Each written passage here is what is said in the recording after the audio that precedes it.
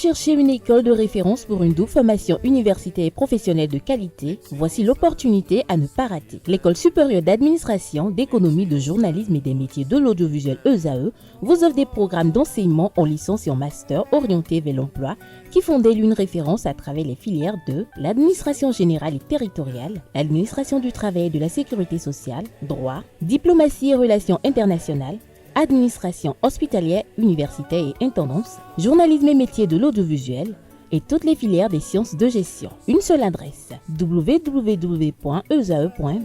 Rendez-vous dès maintenant sur nos campus ESAE Bedjromende au numéro 90 93 65 21 ou au numéro 98 98 14 00. Paracourt sur le numéro 52 46 12 12. Aboumé-Calavi au numéro 52 88 44 44. Akpata au numéro 52 88 33 33. ESAE, l'excellence a un nom.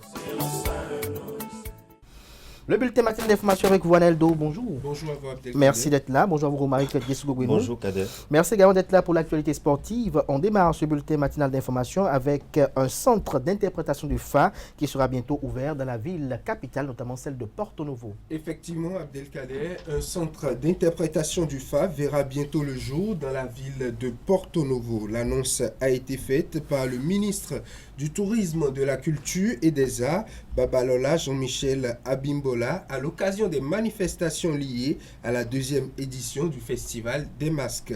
Soulignant l'importance de préserver et de valoriser cette richesse culturelle ancestrale, le ministre s'est exprimé au micro de Romaric Diessougo-Gouinou et de Francis Fahami. Nous annonçons ici le lancement du chantier de création d'un centre d'interprétation de IFA, une maison IFA, ici même à Porto Novo.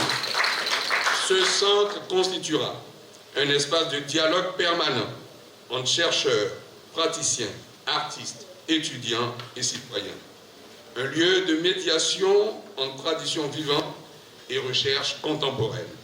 Un cadre pour l'organisation d'ateliers, d'expositions de formation, de consultations et de productions scientifiques dans le respect des protocoles rituels et des fondements spirituels du savoir IFA.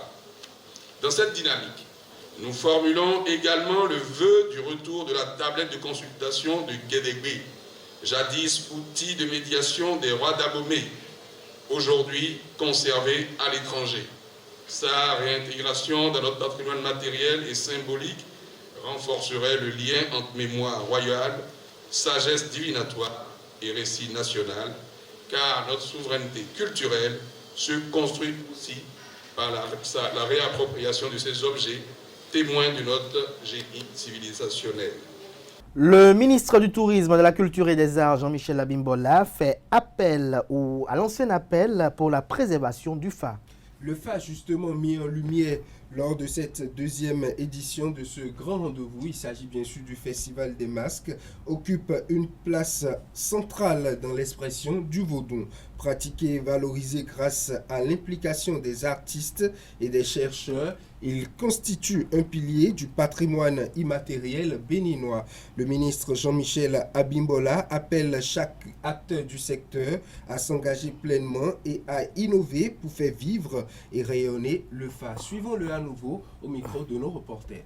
L'épistémologie IFA n'est pas seulement utile à la recherche, elle est aussi une source puissante d'inspiration artistique, poétique, philosophique.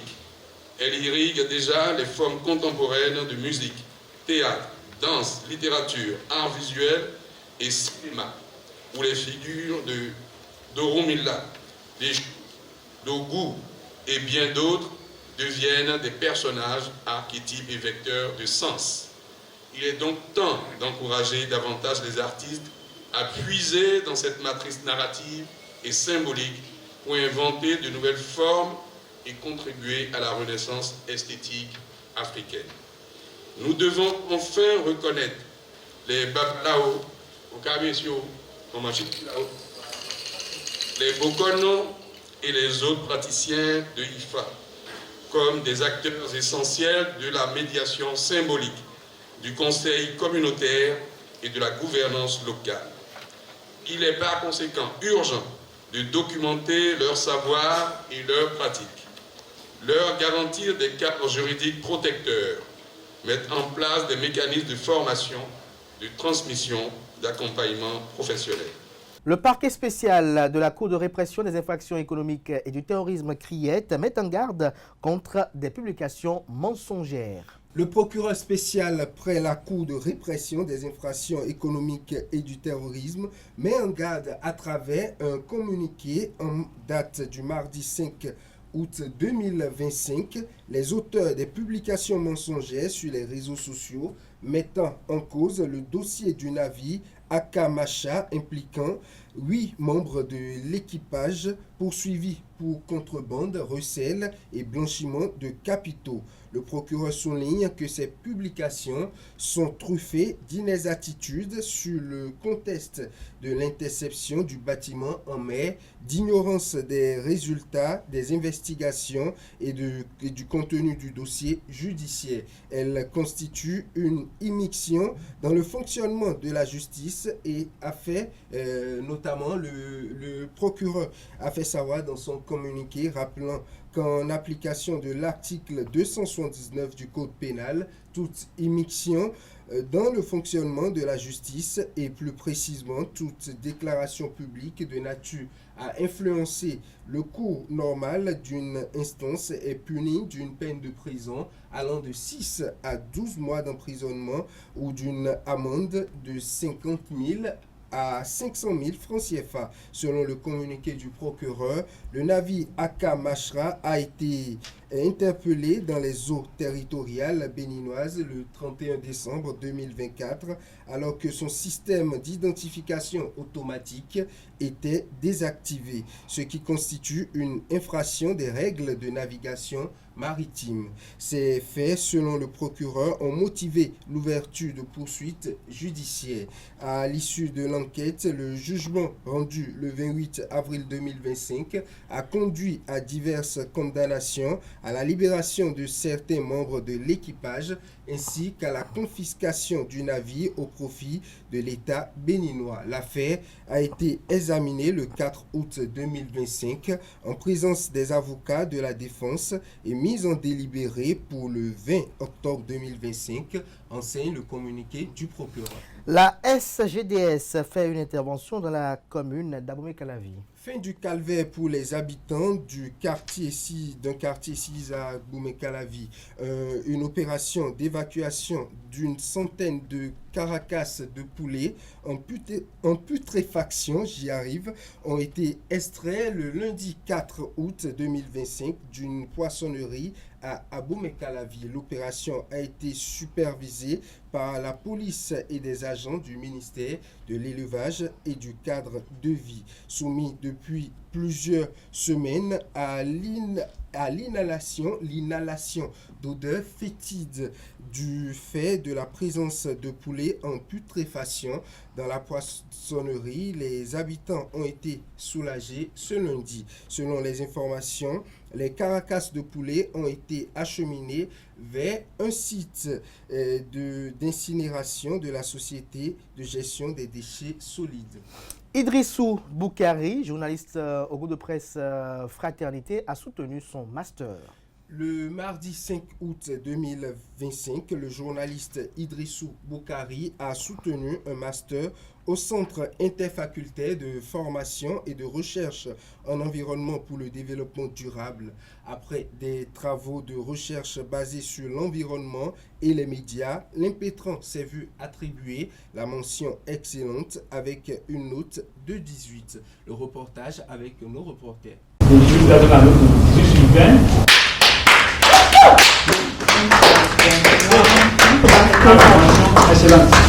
Une fin en apothéose. 18 avec la mention excellente pour Idrissou Boukari au terme de la soutenance de fin de formation de master au CIFRED. L'Impétran a soutenu sur la thématique problématique d'hygiène et d'assainissement dans la commune d'Abomey-Calavi, contribution des médias dans la sauvegarde et la protection du lac Nokoué, Sud-Bénin, devant un jury de haut rang dirigé par le professeur Ibouraïma Yabi. Idrissou Boukari Boukari a su ressortir le devoir et la responsabilité des médias dans la préservation de ce joyau naturel. En 15 minutes de présentation, l'auditeur en master a convaincu le jury qui a apprécié la qualité des travaux et l'assiduité de l'impétrant. Ce travail qui a été fait, sans vous mentir, c'est un travail qui se faisait, mais qui n'était pas valorisé.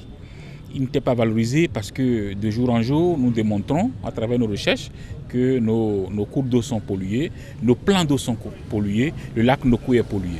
Mais malheureusement, personne n'en parle et en plus, nous n'avons pas une stratégie pour pouvoir communiquer autour afin que les populations changent de comportement. Je crois que c'est le travail que M. Idrissou a eu à faire, essayer d'associer la presse, essayer d'associer les médias à la dénonciation de ce phénomène-là, qui est un phénomène qui a des impacts sur les populations qui consomment, n'est-ce pas, les ressources halieutiques de ce plan d'eau-là. Impétrant, sur le plan collaboration, il s'est beaucoup bien comporté, il a été assidu et il a aimé le travail qu'il a choisi lui-même de faire. Donc moi, je l'ai juste accompagné. Et comme vous l'avez constaté, il a vraiment fait des immersions. Avec pour objectif d'analyser la contribution des médias dans l'amélioration de l'hygiène, de l'assainissement et la protection du lac Nokoué dans la commune d'Abomey-Calavi, l'impétrant a utilisé plusieurs procédés et méthodes pour valoriser ses travaux. Le lac Nokoué, c'est 20 km de long et 11 km de large qui couvre une superficie de 4900 hectares. Vous comprenez déjà l'importance de cet écosystème qui malheureusement aujourd'hui subit des pressions anthropiques donc liées à l'urbanisation incontrôlée, au déversement des déchets ménagers et également des eaux usées, sans oublier la pêche donc artisanale qu'on appelle akaja, donc qui pollue sérieusement donc cette eau, également le trafic de l'essence de contrebande donc qui se déverse souvent dans cette eau. Les médias ne doivent plus se contenter des crises environnementales pour s'intéresser aux questions environnementales. Les médias doivent contribuer effectivement à changer le comportement des populations qui entretiennent donc cette relation avec le lac Nokoué. Par cette réussite, Idrissou Boukari honore le Centre interfacultaire de formation et de recherche en environnement pour le développement durable CIFRED, une école d'exception qui forme des spécialistes pour la préservation de l'environnement. On finit avec le Ghana où un deuil national est décrété. Effectivement, le gouvernement a pris cette décision après la mort de 8 personnes, dont 2 ministres en fonction dans un crash d'avion le mercredi 6 août 2025. Le crash s'est produit dans la région d'Ashanti. Les 2 ministres décédés sont Edward Oman Bouama, le ministre de la Défense, et Ibrahim Moutala Mohamed, ministre de l'Environnement, de la Science et de la Technologie, de l'Innovation. Parmi les victimes, on apprend de l'agence de presse des figures telles que Aladji Mounirou Mohamed, coordonnateur adjoint de la sécurité nationale et ancien ministre de l'Agriculture, ainsi que le vice-président du parti Congrès national démocratique. Il s'agit bien sûr de Samuel Sapon et notamment d'autres personnalités. Selon le communiqué du gouvernement ghanéen, les 2 ministres et les 3 autres cadres de l'administration ghanéenne participaient à un programme de lutte contre l'exploitation minière illégale baptisé Programme d'exploitation minière coopérative responsable et de développement des compétences à Oubassi. Plus tôt dans la matinée, précise le média ghanéen, l'armée de l'air avait signalé la disparition d'un appareil transportant 3 membres de l'équipage et 5 passagers. Le gouvernement a exprimé sa consternation et sa compassion face à cette tragédie. Merci à vous pour cette présentation du bulletin matinal d'information. On passe à présent à l'actualité sportive.